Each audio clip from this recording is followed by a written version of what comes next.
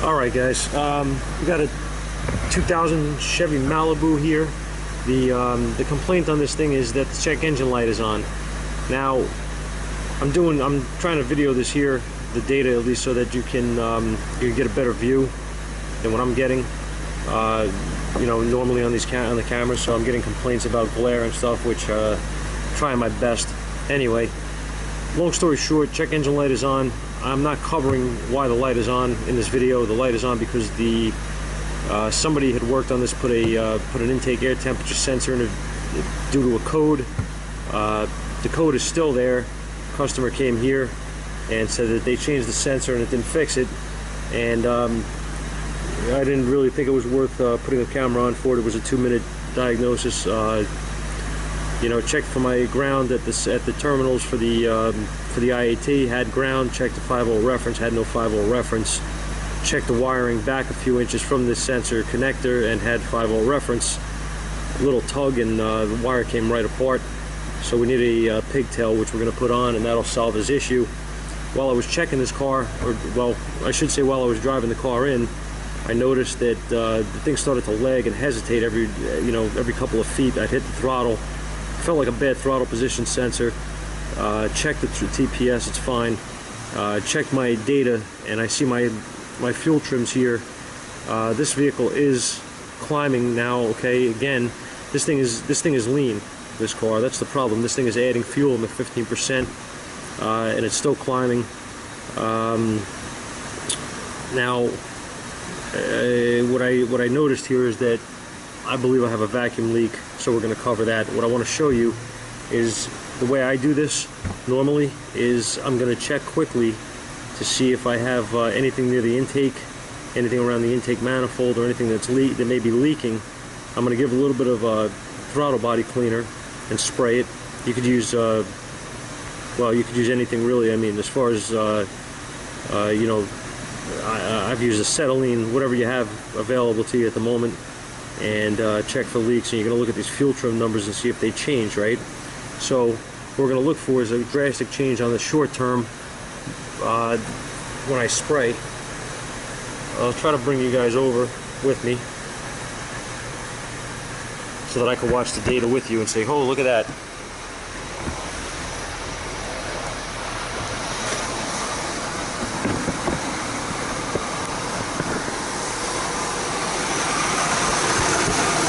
Try to set up here.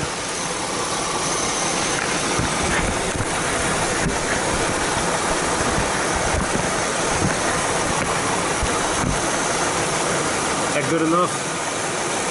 We'll try that.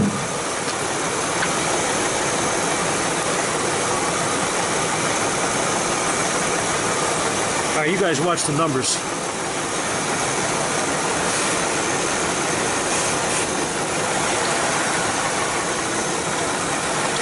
Oh yeah. Wow, look at that.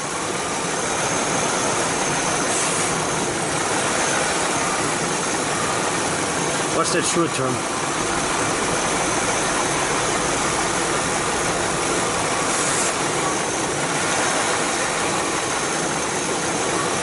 So what's step 2, right?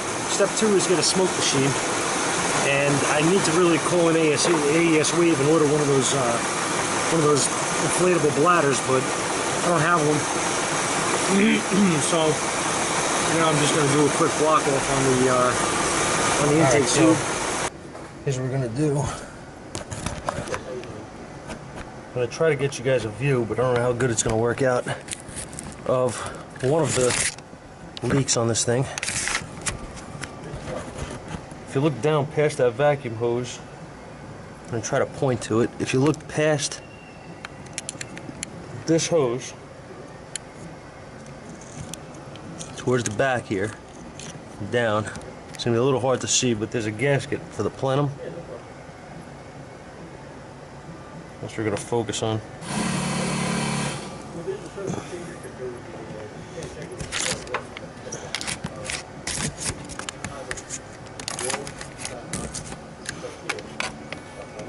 Very hard to see in here.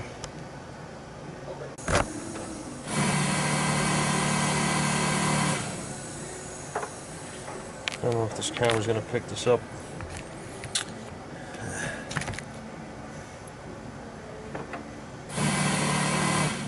Maybe. If you can look down there, the plenum is leaking. Alright guys, so here's where we're at. I tried to show you that intake leak the best I could. It's not exactly the best area to see it. The reason I'm in the dark here is because it's easier to see the smoke with using a light. If it's dark, it makes any sense. There's no glare. So what we're gonna do is I fixed the IAT connector, which was broke, and I do have a reading. I verified that on the scanner. I'm gonna start this thing, and what we're gonna do is we're gonna go back over to the scan tool and take a look at the Autel's data and see what's cooking. Okay, so that's where we're gonna go now. Let's see. The intake leak is an obvious issue here. I don't know if this car is going to run better. We did fix some other vacuum leaks while I was in there. This car's got multiple, and it apparently needs a belt. Maybe that's all that oil that's leaking. As you can see, the IAT is reading 77 degrees. What I want to do is,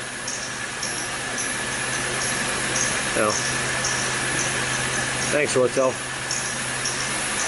Try that again, shall we? Nothing like a belt squeal to drive you absolutely crazy. Let's see. This is one of those jobs that, one of those customers that goes to somebody else, then comes to you after they screw it up or they can't fix it, and they tell you they have no money. So I don't know how far we're going here on this thing, but basically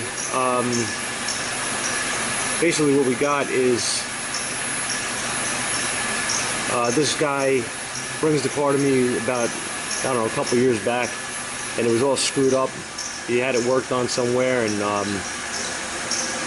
whatever the case was, they screwed the car up pretty bad wiring wise and things like that. Never fixed what it was there for. And then he came to me and asked me to straighten it out, which we did. And then, as you can see, the fuel trims are correcting. So let's see where this ends up. In any case, so yeah, so this thing ended up here for those issues. We fixed it, and I didn't see him for a long time. He came here another time afterwards, and he said that he went somewhere and they changed something, and the check engine light is on, and you know, could you take it easy on me? I don't have a lot of money. So, like I rob people here. That's why I'm broke. Anyway, he comes back, and we fixed the car for him that time. He was happy.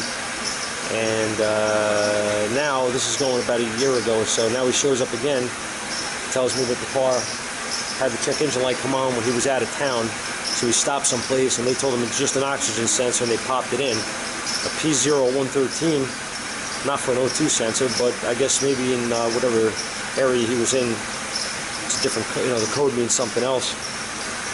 So regardless, the light was still on. They couldn't fix it. They sent it here.